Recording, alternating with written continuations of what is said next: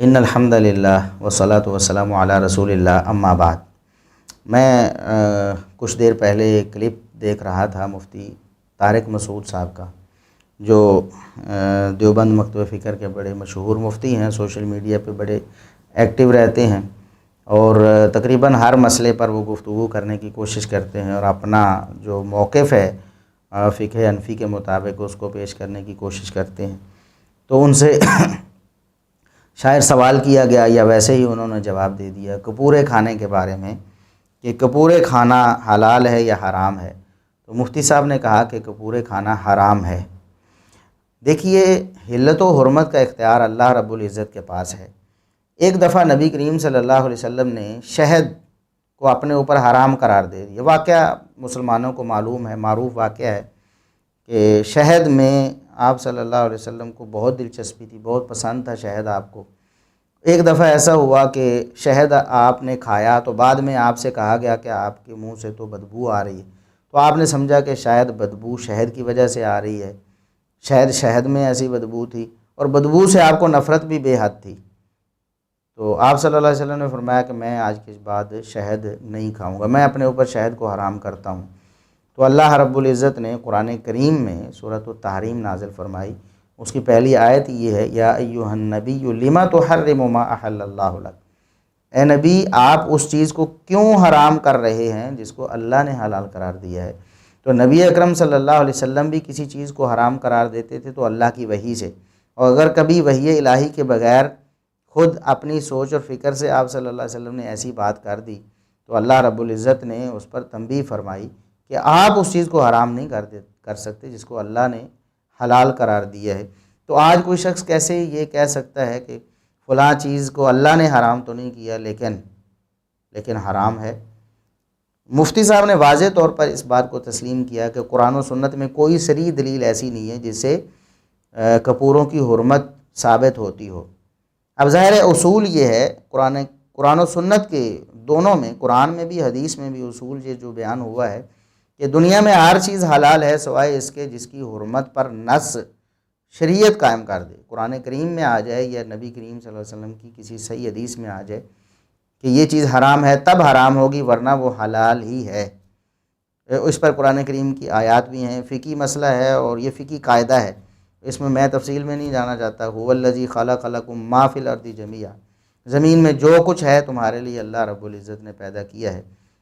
اب اس میں ہر قسم کا فائدہ اللہ نے بیان کیا تمہارے لیے ہے، ہاں جو فائدہ منع ہے اس کے لیے بتا دیا کہ نہیں یہ فائدہ مستثنیٰ ہے، تمہارے لیے نہیں ہے، جیسا کہ خنزیر کا کھانا ہے اور دم مسفوح ہے، مردار ہے، وغیرہ وغیرہ، وما اہل بہ لغیر اللہ ہے۔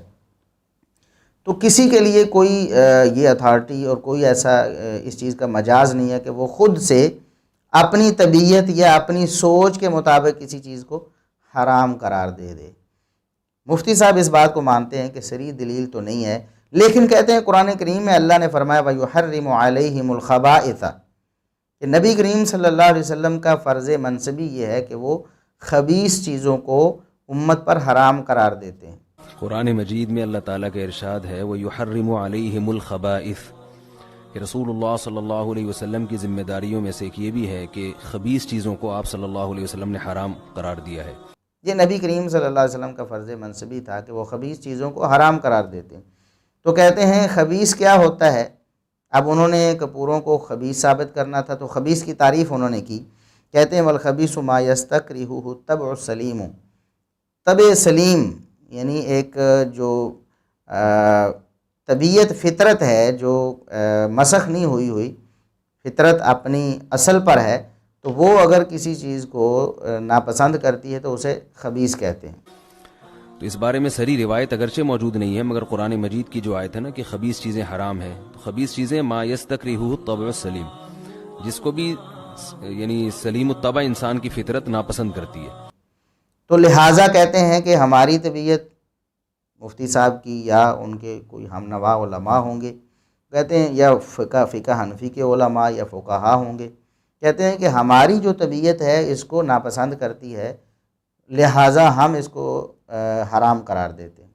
مفتی صاحب اگر یہی کام کرنا آپ شروع کر دیں تو میرا نہیں خیال کہ دنیا میں کوئی نہ کوئی چیز کسی نہ کسی کو تو بری لگتی ہی ہے، اس کی طبع بھی سلیم ہوتی ہے لیکن پھر بھی اس کو پسند نہیں ہوتی۔ کسی کو حتیٰ کہ کئیوں کو تو گوشت پسند نہیں ہوتا، کئیوں کو دودھ پسند نہیں ہوتا، کئیوں کو دہی پسند نہیں ہوتا، حالانکہ طبع ان کی سلیم ہی ہوتی ہے۔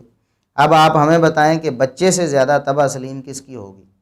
یعنی بچہ جو ابھی پیدا ہوا ہے اور اپنی فطرت پر ہے، 2 سال کا 3 سال کا، وہ دودھ چھوڑ دیتا ہے، دودھ نہیں پیتا، دہی نہیں کھاتا، فلاں چیز میں نے نہیں کھانی، تو اس کو اگر آپ یہ قاعدہ بنا لیں گے تو پھر اب میں یہاں عرض کرتا چلوں کہ نبی کریم صلی اللہ علیہ وسلم سے زیادہ کس کی طبع سلیم ہوگی؟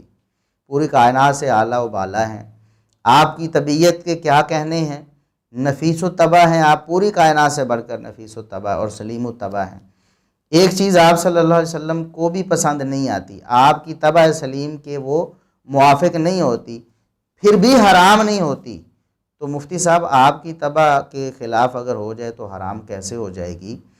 نبی کریم صلی اللہ علیہ وسلم کی حدیث صحیح مسلم میں ہے، مشہور حدیث ہے، نبی کریم صلی اللہ علیہ وسلم ہجرت کر کے تشریف لائے مدینہ میں، تو ابو ایوب انصاری رضی اللہ عنہ کے مہمان بنے، کھانا بناتے ہیں روزانہ اور دیکھتے ہیں کہ نبی کریم صلی اللہ علیہ وسلم نے کہاں انگلیاں مبارک لگا کر کھایا ہے، بعد میں بطور تبرک وہاں سے انگلیاں لگا کر کھانا تناول فرماتے ہیں، کیونکہ انبیاء کا تبرک ہوتا ہے، انبیاء کے علاوہ کسی کا نہیں ہوتا، اس کو ہم کبھی ڈیٹیل سے بیان کریں گے۔ تو بہرحال ایک دن انہوں نے کھانا تیار کیا، کھانا لے جایا گیا نبی کریم صلی اللہ علیہ وسلم کے پاس، واپس بھی آ گیا لیکن آپ نے کھایا ہی نہیں، پریشان ہو گئے، پوچھنے لگے اللہ کے رسول کیا ہوا، آپ نے کھانا کیوں نہیں کھایا؟ تو آپ صلی اللہ علیہ وسلم نے فرمایا اس میں آپ نے تھوم ڈالا ہے، لہسن ڈالا ہے۔ تو سیدنا ابو ایوب انصاری رضی اللہ عنہ پوچھتے ہیں اللہ کے رسول احرام ہوا، کیا لہسن حرام ہے اس لیے آپ نہیں کھاتے؟ تو آپ صلی اللہ علیہ وسلم نے فرمایا لا، نہیں حرام نہیں ہے، لیکن فإنی اکرہ، میں اس کو ناپسند کرتا ہوں۔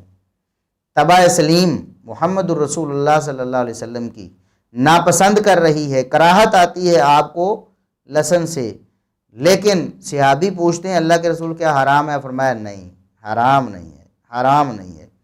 جب محمد الرسول اللہ صلی اللہ علیہ وسلم کسی چیز کو ناپسند کریں، آپ کی طبع سلیم بلکہ وہ اسلم ہے، سب سے زیادہ انفس ہے، سب سے زیادہ نفیس ترین طبع ہے، اس کے بھی موافق نہیں کوئی چیز آتی، آپ کی طبع سلیم بھی اگر کسی چیز کو ناپسند کرتی ہے، اس سے کراہت کھاتی ہے، تب بھی وہ چیز حرام نہیں ہوتی۔ تو مفتی صاحب آج کسی کی طبع اگر کسی چیز کو ناپسند کرے تو وہ حرام کیسے ہو سکتی ہے؟ یہ تو کام بڑا لمبا ہو جائے گا۔ پھر انہوں نے ایک بات یہ بھی کی، کہتے ہیں کہ یہ حرام کیوں ہے، اس کو ہم کیوں ناپسند کرتے ہیں اور ہماری ناپسندیدگی کی وجہ سے یہ حرام تک کیوں چلا گیا؟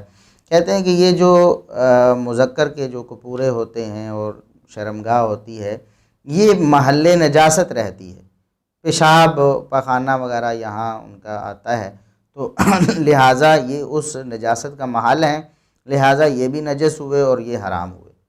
تو سلیم الطبع انسان کی فطرت جو مذکر کی جو پیشاب گاہ ہے یا اس کے جو خصیتین ہیں، چونکہ وہ ہر وقت نجاست کے لیے بنے ہیں، اور ان میں ہر وقت یعنی جب سے جانور کی پیدائش ہوتی ہے موت تک اس میں نجاست کا وہ محل اور مقر ہیں، تو اس کی وجہ سے فقہ حنفی میں اس کا کھانا جائز نہیں ہے۔ پہلی بات تو یہ ہے کہ جو جانور حلال ہیں جن کا گوشت کھایا جاتا ہے ان کا پیشاب اور پخانہ ناپاک نہیں ہے، اور یہ نبی مکرم صلی اللہ علیہ وسلم کی تعلیم ہے۔ ڈیٹیل کے ساتھ تو اس پہ بہت زیادہ گفتگو ہو چکی ہے، بہت زیادہ دلائل ہیں، صرف ایک حدیث میں صحیح مسلم کی آپ کے سامنے پیش کرتا ہوں کہ نبی کریم صلی اللہ علیہ وسلم سے پوچھا گیا اللہ کے رسول کیا اونٹوں کے باڑوں میں ہم نماز پڑھیں؟ فرمایا نہیں۔ پوچھا گیا اللہ کے رسول کیا بکریوں کے باڑوں میں ہم نماز پڑھ لیں؟ تو آپ صلی اللہ علیہ وسلم نے فرمایا جی پڑھ لیں، اور خود نبی کریم صلی اللہ علیہ وسلم سے بکریوں کے باڑوں میں نماز پڑھنا ثابت ہے۔ اب بکریوں کے باڑوں میں دیکھیں ان کی مینگنیں بھی ہوتی ہیں، ان کے پیشاب بھی ظاہر ہوتے ہیں اسی زمین اسی جگہ میں، وہاں آپ صلی اللہ علیہ وسلم نے نماز بھی پڑھ لی ہے۔ تو یہ واضح اور دو ٹوک حدیث ہے جو اس چیز کو، اور بھی دلائل ہیں۔ اب رہی کہ اونٹ کے جو ہے وہ بارے میں کیوں منع فرمایا، اس لیے کہ اونٹ ایک تو بہت طاقتور جانور ہے، دوسرا اس میں غصہ بھی ہوتا ہے، تیسرا شرارت بھی ہوتی ہے، وہ آپ کو نماز کے دوران مصروف دیکھ کر کوئی شرارت کر سکتا ہے، آپ کو نقصان پہنچا سکتا ہے، اس لیے منع فرمایا۔ ورنہ اونٹوں کے باڑوں میں بھی نماز ہو سکتی ہے، پیشاب تو اونٹوں کا بھی پاک ہے۔ نبی مکرم صلی اللہ علیہ وسلم نے، جیسے کہ صحیح بخاری کی حدیث ہے، ہم اس پر کبھی ڈیٹیل سے گفتگو کریں گے انشاءاللہ، ہماری تحریر تو اس پر بڑی مفصل موجود ہے۔ تو نبی کریم صلی اللہ علیہ وسلم نے بطور علاج اونٹوں کا پیشاب پینے کا حکم دیا۔ تو ایسی چیز جو حرام ہو اس میں اللہ نے شفا رکھی ہی نہیں۔ اس بارے میں سیدنا عبداللہ بن مسعود رضی اللہ عنہ کا جو فرمان ہے، ان اللہ لم یجعل شفاءکم فیما حرم علیکم، جو چیزیں اللہ نے تم پر حرام کی ہیں ان میں اللہ نے تمہارے لیے شفا نہیں رکھی۔ اور یہ سیدنا عبداللہ بن مسعود رضی اللہ عنہ کا کوئی موقوف یا ان کی ذات کے حد تک قول نہیں ہے، یہ مرفوع حکمی ہے، کیونکہ یہ قول ایسا ہے کہ جو سیدنا عبداللہ بن مسعود رضی اللہ عنہ اپنی سوچ فکر سے نہیں کہہ سکتے۔ شفا دینا نہ دینا اللہ کا کام ہے، اور اللہ نے شفا رکھی ہے یا نہیں یہ تو نبی مکرم صلی اللہ علیہ وسلم کی تعلیم سے ہی وہ بتا سکتے ہیں۔ تو یہ فرمان بھی ہے، بہرحال اور بھی دلائل ہیں۔ تو یہ جو بنیاد رکھی ہے مفتی صاحب نے، وہ بنیاد ہی کمزور ہے۔ بنیاد انہوں نے یہ رکھی کہ جانوروں کا جو معقول اللحم، جن کا گوشت کھایا جاتا ہے، جن کا دودھ پیا جاتا ہے، ان کا پیشاب جو ہے وہ ناپاک ہوتا ہے، اور وہ ناپاک جگہ، جس جگہ میں وہ پیشاب رہتا ہے وہ جگہ بھی ناپاک ہوئی۔ جب وہ جگہ ناپاک ہوئی لہٰذا وہ گوشت بھی ناپاک ہوا، گوشت ناپاک ہوا تو لہٰذا حرام ہوا۔ تو یہ جو انہوں نے پورا ایک مطلب مفروضہ کھڑا کیا جس بنیاد پر، وہ بنیاد ہی غلط ہے۔ اور اس سے آگے ہم ذرا مفتی صاحب سے پوچھتے ہیں کہ محل نجاست تو اوجری بھی ہوتی ہے۔ اوجری جہاں پر وہ سارا کھانا جا کر وہ جاتا ہے اور پھر وہ ہضم ہوتا ہے، تو وہ بھی پھر تو ناپاک ہونی چاہیے اور اسے بھی حرام ہونا چاہیے۔ جبکہ تھانوی صاحب، مولانا اشرف علی تھانوی صاحب، وہ فرماتے ہیں کہ اوجری کو کھانا حلال ہے، جائز بھی ہے، حلال بھی ہے، لیکن ساتھ میں وہ کہتے ہیں کہ اگر یہ ہمیں ذہن میں آ جائے نا کہ اس کے اندر کیا تھا تو پھر کھانا مشکل ہو جاتا ہے۔ کہتے ہیں کہ اوجری کے اندر کیا تھا اگر یہ ہمیں پتہ چل جائے یا ہم اس کو ذہن میں رکھ لیں تب کھانا مشکل ہو جائے گا، کیونکہ کراہت آتی ہے۔ حکیم الامت حضرت تھانوی رحمۃ اللہ علیہ سے کسی نے پوچھا کہ حضرت اوجری کا کھانا جائز ہے؟ حضرت فرماتے ہیں جائز تو ہے، لیکن جب یاد آ جس کے اندر کیا ہے تو پھر نہیں کھائی جاتی، پھر اسی اوجری سے کراہت آ جائے گی۔ تو مفتی صاحب کے بقول تو جس چیز سے کراہت آ جائے طبع سلیم کو، کم از کم مولانا اشرف علی تھانوی صاحب کی تو طبع آپ کے بقول سلیم ہی ہوگی۔ ان کی طبع سلیم کو کراہت آ گئی اوجری سے، کہ انہیں یاد آ گیا کہ اس اوجری کے اندر پہلے گندگی تھی، تو لہٰذا یہ بھی پھر حرام ہونی چاہیے۔ اور ایک اور سوال بھی مفتی صاحب سے ہے کہ مفتی صاحب آپ صرف کپوروں تک ہی کیوں رہ گئے ہیں؟ اس سے آگے بھی تھوڑے چلے جاتے۔ کپوروں سے پہلے جو پیشاب کا بننے کا عمل ہے وہ تو گردوں میں ہوتا ہے۔ پیشاب، یورن جو ہے وہ گردے بناتے ہیں، تو جو عضو ایسا ہے جو یورن کو بنا رہا ہے، جس میں یورن بنتا ہے، وہ تو آپ کے نزدیک حلال ہے، اس کو تو آپ نے حرام نہیں کہا، تو کپوروں کو حرام کہہ دیا۔ تو آپ کے اصول کے مطابق محل نجاست تو پھر گردے بھی ہیں، گردوں کو بھی آپ حرام کہہ دیں۔ لہٰذا مفتی صاحب آپ کا یہ کہنا بالکل درست نہیں کہ قرآن کریم کی آیت کی روح سے یہ چیز حرام ہے، کیونکہ اگر ایسے آپ یہ مفروضے کھڑے کریں گے اور اس طرح بات بنانے کی کوشش کریں گے پھر تو شاید ہی کوئی چیز حلال رہ جائے۔ کسی کو جانوروں کے پائے سے بھی کراہت آنے لگ جائے گی، کئی لوگ وہ نہیں کھاتے، طبع ان کی بھی سلیم ہوتی ہے، وہ نہیں پسند کرتے، وہ کہتے ہیں کہ دیکھیں یہ بھی پیشاب اور ان چیزوں میں رہتے ہیں، ظاہر ہے کہ ان کے نیچے جگہ جو ہوتی جانوروں کی، وہاں ان کا پیشاب ہوتا ہے اور ان کی مینگنیاں یا ان کا گوبر ہوتا ہے، اسی میں وہ دھنسے رہتے ہیں، آخر کچھ اثر تو ان میں بھی گیا ہوگا، پھر وہ بھی حرام ہو جائیں گے، اس سے بھی کراہت آ جائے گی، اور بھی کسی چیز سے کسی انسان کو کراہت آ سکتی ہے۔ تو یہ تو قاعدہ جو بنا لیا آپ نے کہ خبیث وہ ہوتا ہے جسے طبع سلیم کراہت کھائے، اور ہر خبیث جو ہے وہ حرام ہوتا ہے۔ دیکھیں یہ آیت بھی آپ کو بتا رہی تھی کہ وَيُحَرِّمُ عَلَيْهِمُ الْخَبَائِثَ، یہ محمد الرسول اللہ صلی اللہ علیہ وسلم کا فرض منصبی تھا کہ آپ خبائث کو حرام قرار دیتے تھے، جو خبائث تھے وہ محمد الرسول اللہ صلی اللہ علیہ وسلم نے حرام قرار دے دیے، جس کو آپ نے حرام قرار نہیں دیا مفتی صاحب آپ کی طبع سلیم چاہے آپ کے فقہا کی جتنا مرضی اس کو کہتی رہے، وہ حرام نہیں ہوگا۔ لہٰذا ان معاملات میں، خصوصاً حلال اور حرام کے معاملات میں، تو بہت احتیاط کرنی۔ اللہ تبارک و تعالیٰ نے اپنے نبی صلی اللہ علیہ وسلم کو فرما دیا لما تحرم ما احل اللہ لک۔ تو مفتی صاحب آپ سے بھی اللہ نے اگر پوچھ لیا کہ لما تحرم ما احل اللہ لک، قیامت کو اللہ نے پوچھ لیا لما حرمت ما احللت لک، کہ آپ نے اس چیز کو کیوں حرام قرار دے دیا تھا جس کو میں نے حلال قرار دیا، تو پھر آپ کا جواب کیا ہوگا؟ ان الحمد للہ والصلاۃ والسلام علی رسول اللہ، اما بعد۔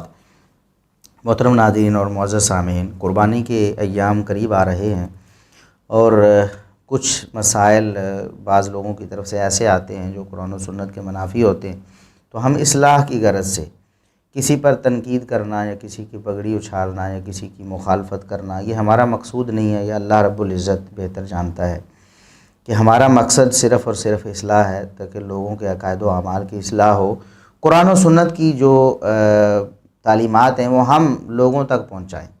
اگر کسی سے کوئی غلطی ہوئی ہے تو ہم اچھے طریقے سے اس کی اصلاح کر دیں۔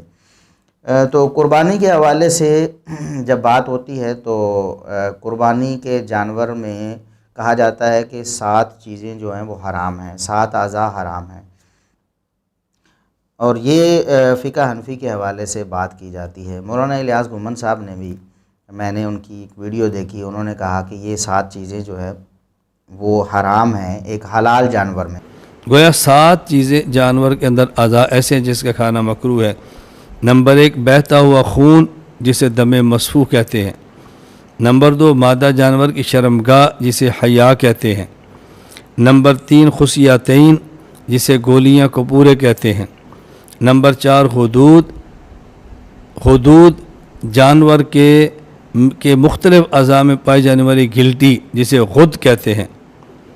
نمبر 5 نر جانور کی پیشاب کی جگہ، چھوٹے پیشاب کی جگہ، جسے عربی میں الذکر کہتے ہیں۔ نمبر 6 مثانہ۔ نمبر 7 پتا، اسے مرارہ کہتے ہیں۔ 7 چیزیں جن کو وہ حرام کہتے ہیں، ویسے تو مکروہ کہا جاتا ہے، لیکن مکروہ تحریمی ہے، یعنی ایسا مکروہ جو حرام کے درجے پہ ہے، وہ حرام ہے۔ ان چیزوں میں سے پہلی چیز تو کہتے ہیں خون ہے، دم مسفوح، جو ذبح کرتے وقت جانور کو ذبح کریں تو خون بہتا ہے، وہ خون حرام ہے۔ بالکل ٹھیک ہے، یہ بات تو قرآن کریم سے بھی ثابت ہے، انما حرم علیکم المیتۃ والدم، اللہ نے مردار اور خون حرام کیا ہے، اور خون سے مراد بالاتفاق وہ دم مسفوح ہے، اس میں تو اختلاف ہی نہیں، یہ قرآن کریم سے یہ بات ثابت ہو گئی ہے۔ اس کے علاوہ باقی جو 6 چیزیں وہ بیان کرتے ہیں وہ قرآن و سنت سے قطعاً ثابت نہیں ہیں کہ وہ حرام ہوں۔ قرآن کریم میں اللہ رب العزت نے یہ بات ارشاد فرمائی اپنے نبی کریم صلی اللہ علیہ وسلم کو مخاطب فرما کے کہ یا ایھا النبی لما تحرم ما احل اللہ لک، اے نبی آپ اس چیز کو کیوں حرام قرار دیتے ہیں جو اللہ نے آپ کے لیے حلال کی ہے۔ تو اللہ نے جو چیز حلال کی ہے کسی کے لیے قطعاً یہ جائز نہیں ہے کہ وہ اسے حرام قرار دے۔ یہ اختیار تو نبی اکرم صلی اللہ علیہ وسلم کے پاس بھی نہیں تھا، تو کوئی اپنے ہاتھ میں لے تو پھر کیسے درست ہو سکتا ہے؟ یہ بڑی جسارت ہے۔ اور یہ قاعدہ بھی قرآن و سنت سے فقہاء نے مستنبط کیا، اور یہ اجماعی قاعدہ ہے، اس امت کے تمام فقہاء کا اتفاقی قاعدہ ہے جو قرآن و سنت سے انہوں نے لیا ہے کہ ہر چیز دنیا میں حلال ہے سوائے اس چیز کے جس کی حرمت پر، جس کے حرام ہونے پر کوئی نص صریح موجود ہے قرآن و سنت کی۔ اسی طرح ہر چیز دنیا کی پاک ہے سوائے اس چیز کے جس کے ناپاک ہونے پر قرآن و سنت میں کوئی نص صریح موجود ہے۔ تو یہ جو چیزیں دم مسفوح کے علاوہ، اس پر تو نص صریح آ گئی، تو ہم نے مان لیا کہ دم مسفوح حرام ہے، لیکن باقی جو 6 چیزیں ہیں ان کے بارے میں اگر کوئی شخص کہے کہ یہ حرام ہیں، مکروہ تحریمی ہیں، تو یہ قطعاً درست نہیں ہے۔ وہ چیزیں کون کون سی ہیں وہ مولانا الیاس گھمن صاحب نے بیان کی ہیں۔ تو اس حوالے سے مولانا الیاس گھمن صاحب نے کہا کہ ہمارے ahnafmedia.com پہ دلائل موجود ہیں۔ تو یہ میں نے وہ آپ کی خدمت میں عرض کیا ہے، باقی اس پر جو دلائل ہیں وہ مستقل ہماری فائل فضائل و مسائل قربانی میں موجود ہے، ahnafmedia.com ویب سائٹ پہ دیکھ لیں۔ جب ہم نے وہاں رجوع کیا تو وہاں ایک روایت پیش کی گئی تھی مجاہد بن جبر المکی تابعی رحمہ اللہ تعالیٰ کے حوالے سے۔ اب اس روایت کی جو حقیقت ہم آپ کے سامنے رکھ دیتے ہیں، اور آپ خود غور کر لیں کہ کیا اس روایت کی بنا پر اللہ کی حلال کردہ کسی چیز کو حرام قرار دیا جا سکتا ہے؟ تو مجاہد بن جبر مکی سے دو طرح کی روایت ہے. یہ جو روایت ہے دو طرح کی ہے. سنن کبریٰ بہقی میں ہی، اور وہاں بھی حوالہ گھمن صاحب کی ویب سائٹ پہ یہی دیا گیا سنن کبریٰ بہقی کا. تو بہقی میں ہی دو طرح کی روایت ہے. ایک روایت ہے جو مجاہد بن جبر مکی رحمہ اللہ تعالی وہ سیدنا عبداللہ بن عباس سے، اور سیدنا عبداللہ بن عباس رسول اللہ صلی اللہ علیہ وسلم سے بیان کرتے ہیں. یعنی مجاہد بن جبر سے لے کر رسول اللہ صلی اللہ علیہ وسلم تک سند متصل ہے. مجاہد بن جبر اپنے استاد عبداللہ بن عباس سے، اور عبداللہ بن عباس رسول اللہ صلی اللہ علیہ وسلم سے بیان کرتے ہیں. اگر تو یہ روایت ایسے ہوتی، پیچھے بھی سند صحیح ہوتی تو بالکل صحیح ہو جانی تھی. لیکن بات یہ ہے کہ اس کے جو پیچھے سند ہے مجاہد بن جبر تک، اس سند میں ایک راوی ہے عمر بن موسیٰ وجیہی، جو کہ بالاتفاق محدثین کا اس کے بارے میں اتفاق ہے، اس کو ضعیف کہا انہوں نے منکر الحدیث کہا، اس کو انہوں نے متروک الحدیث کہا، یعنی سخت ضعیف قسم کا راوی ہے. تو ایسے راوی کی روایت کو کیسے قبول کیا جا سکتا ہے؟ بعض لوگ جو اس حوالے سے تھوڑی نرم پالیسی رکھتے ہیں، کچھ ضعیف روایات بھی تھوڑا بہت ذوف چل جاتا ہے، تو وہ بھی فضائل میں، احکام میں اور حلال و حرام میں تو کوئی بھی اہل علم میں سے کوئی بھی روایات کے قبول میں اس کی سند کے حوالے سے نرمی نہیں کرتا، کیونکہ یہ مسئلہ ہی بڑا اہم ہے. حلال و حرام کا مسئلہ کوئی چھوٹا مسئلہ ہے. تو حلال و حرام کے مسئلے میں اس طرح کی جو بہت سخت ترین ضعیف اور منکر اور متروک روایت ہے، اس کو لینا یہ کہاں کا انصاف ہے؟ یہ تو روایت ہے جو موصولاً ہے، یعنی مجاہد بن جبر عبداللہ بن عباس سے، اور وہ رسول اللہ صلی اللہ علیہ وسلم سے بیان کرتے ہیں. لیکن یہ جھوٹی ہے، کیونکہ پیچھے عمر بن موسیٰ وجیہی جو ہے وہ متروک اور سخت ضعیف راوی ہے. اور یہ جو سند ہے نا موصولاً، امام بہقی رحمہ اللہ نے خود فرمایا کہ لا یصح وصلہ، اس کا موصول ہونا تو قطعاً یہ درست ہے، کیونکہ پیچھے ایک سخت ضعیف راوی کھڑا ہوا ہے جو متروک قسم کا ہے. دوسری جو روایت ہے وہ مجاہد بن جبر ڈائریکٹ رسول اللہ صلی اللہ علیہ وسلم سے بیان کرتے ہیں، یعنی وہاں کسی صحابی کا درمیان میں کوئی واسطہ نہیں ہے.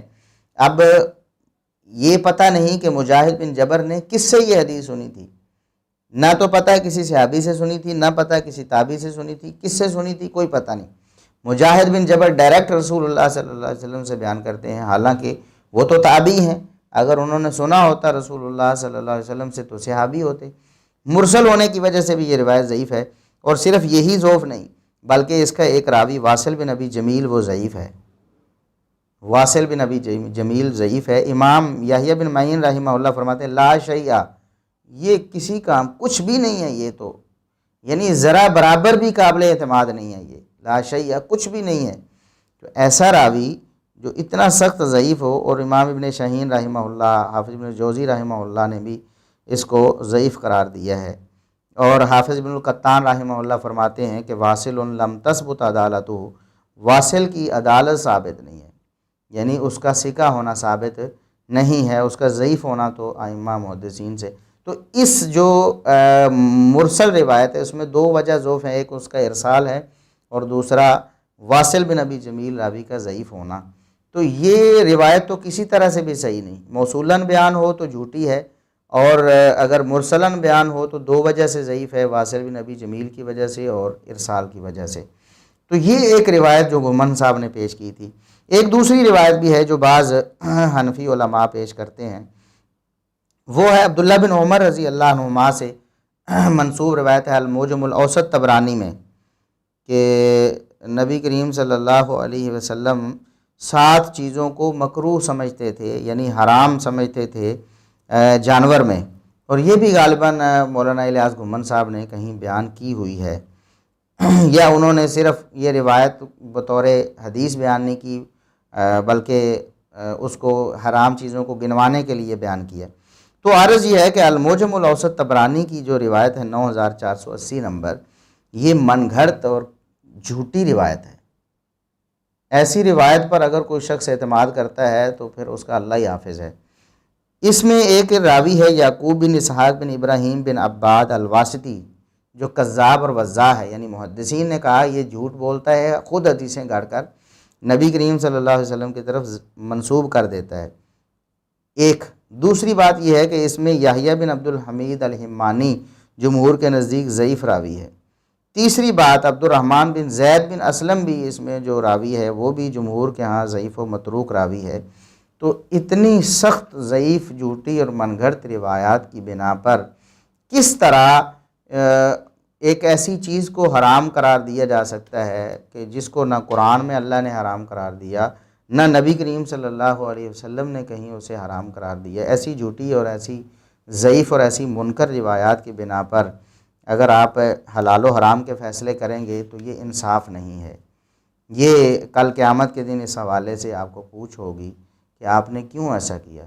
تو مولانا الیاس گھمن صاحب سے ہماری گزارش ہے کہ اگر ان کے پاس کوئی دلیل ہے اس حوالے سے جو قرآن میں یا کسی صحیح حدیث میں ہے تو وہ ہمیں پیش کریں۔ قرآن و سنت ہمارے ماتھے پر کا جھومر ہیں، ہماری سر آنکھوں پر، ہم اسے قبول کریں گے، لیکن اس طرح کہنا یہ درست نہیں ہے۔ اب اگر ہم اسی طرح کرنا شروع کر دیں تو بعض فقہائے احناف جو ہیں انہوں نے دیگر چیزوں کو بھی حرام قرار دیا ہے۔ مولانا الیاس گھمن صاحب تو کہتے ہیں کہ اوجری اور حرام مغز حلال ہیں۔ وہ کہتے ہیں اوجری بھی حلال ہے، حرام مغز بھی حلال ہے۔ حرام مغز، یہ حرام مغز کیا ہے؟ حرام مغز جانور کی ریڑھ کی ہڈی کے اندر سفید رنگ کا گودا جو لمبے دھاگے کی شکل میں ہوتا ہے۔ اب لوگ سمجھتے ہیں چونکہ اس کا نام حرام مغز ہے لہذا کھانا حرام ہے، تو یہ حرام مغز یہ نہیں کہ اس کا کھانا حرام ہے، اس کا مطلب جب تک جانور کا گوشت ٹھنڈا نہ ہو جائے اس کو نکالنا ٹھیک نہیں ہے۔ جبکہ مولانا رشید احمد گنگوہی صاحب جو دارالعلوم دیوبند اور مکتبہ فکر دیوبند کے بڑے بزرگ ہیں، مولانا رشید احمد گنگوہی صاحب، انہوں نے جب 7 چیزیں حلال جانوروں کی حرام گنوائی ہیں کہ یہ چیزیں حرام ہیں تو انہوں نے واضح طور پر حرام مغز کا نام لیا ہے۔ کہتے ہیں حرام مغز 7 چیزیں حلال جانور کی کھانی منع ہیں، ان میں سے کہتے ہیں حرام مغز جو پشت کے مہرہ میں ہوتا ہے، جبکہ گھمن صاحب کہتے ہیں کہ یہ حلال ہے۔ اب ہم کس کی بات مانیں؟ اور اس کے بعد پھر ہم کہتے ہیں کہ یہ جو کہتے ہیں کہ یہ چیزیں جو کیوں حرام ہیں جی، چونکہ جی وہ جو کپورے ہیں یا جو شرمگاہ کا حصہ ہے یا جو یہ چیزیں ہیں ان میں نجاست آ کے ٹھہر جاتی ہے، تو پھر تو گردہ جو پیشاب بناتا ہے اسے تو بالولا حرام ہونا چاہیے۔ جبکہ ہم انشاءاللہ کسی وقت میں تفصیل سے بیان کریں گے کہ حلال جانور جن کا گوشت کھایا جاتا ہے ان کا پیشاب اور پخانہ ناپاک اور نجس نہیں ہے، وہ پاک ہے۔ اللہ رب العزت نے اس کو ناپاک قرار نہیں دیا، نہ رسول اللہ صلی اللہ علیہ وسلم نے ناپاک قرار دیا ہے۔ صحیح مسلم کی حدیث ہے کہ نبی کریم صلی اللہ علیہ وسلم بکریوں کے باروں میں نماز پڑھا کرتے تھے۔ آپ سے پوچھا گیا، آپ نے اجازت دی بکریوں کے باروں میں نماز پڑھ لیں، بکریوں کے باروں میں کیا ان کا پیشاب اور ان کی مینگنیاں نہیں ہوتی؟ پھر کیا نبی کریم صلی اللہ علیہ وسلم نے اس کی اجازت دے کر نعوذ باللہ غلط کیا؟ جب درست کیا اور نماز ہوتی ہے تو پھر اس کا مطلب یہ ہے کہ یہ ناپاک نہیں ہے۔ ہمیں کوئی اختیار نہیں کہ ہم کسی چیز کو پاک کو ناپاک قرار دیتے رہیں، حلال کو حرام قرار دیتے رہیں اور بغیر دلیل کے۔ یہاں پر مولانا جو احمد رضا خان بریلوی صاحب ہیں، جو اعلیٰ حضرت ہیں ہمارے بریلوی بھائیوں کے، انہوں نے یہ بات صاف طور پر لکھ دی کہ یہ جو دم مسفوح ہے اس کو تو قرآن نے حرام کیا ہے، اس کو تو قرآن نے حرام کیا ہے۔ باقی چیزیں کہتے ہیں کہ ہم نے انہیں مکروہ سمجھا ہے، ہمارے فقہا نے انہیں مکروہ سمجھا ہے، یعنی وہ صاف طور پر مان گئے ہیں کہ ان کے بارے میں ہمارے پاس کوئی دلیل صحیح نہیں ہے، بلکہ صرف ہمارا اپنا یا ہمارے بزرگوں کا یہ خیال تھا کہ یہ چیزیں حرام ہونی چاہیے۔